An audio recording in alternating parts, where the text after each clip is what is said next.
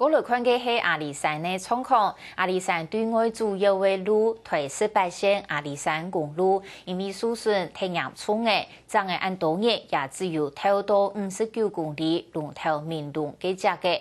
比較多半山區嘅復建工作各加一些，公路單位更加先用地方項嘅山葉土路來做替代嘅片路，幫阿里山暫時解除孤島嘅命運。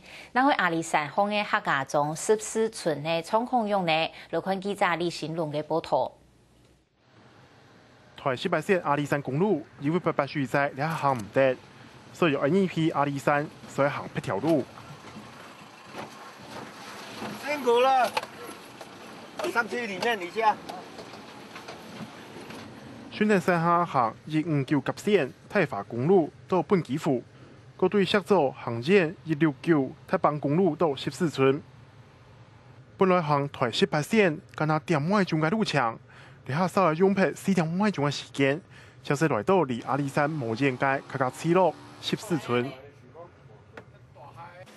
到另外14村是冇乜嘅用辦，冇用辦啦，冇路啦，山變動多啦。鐵路有個地半含5倍吼，鐵路2塊啦，鐵路2塊，2塊。鐵路公路。有一批個幫鋪，好多就受傷嘅幫鋪吼，跟其他攏是這樣講。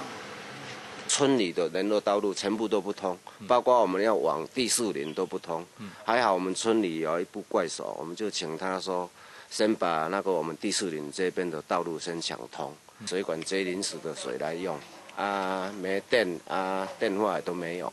物資的部分，我們這裡斷糧，差不多來第4天，竹升街縣政府那邊就有來竹升機給我們那個運補那個糧食過來。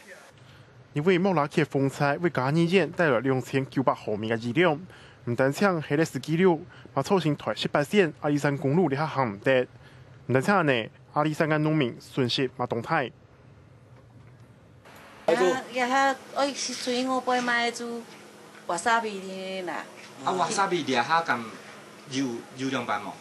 做是變得真多啊！變得真多，變得真多。個變好來。所以瓦沙比嘅田攏冇提嘅。冇咧，變嗆嗆嘅。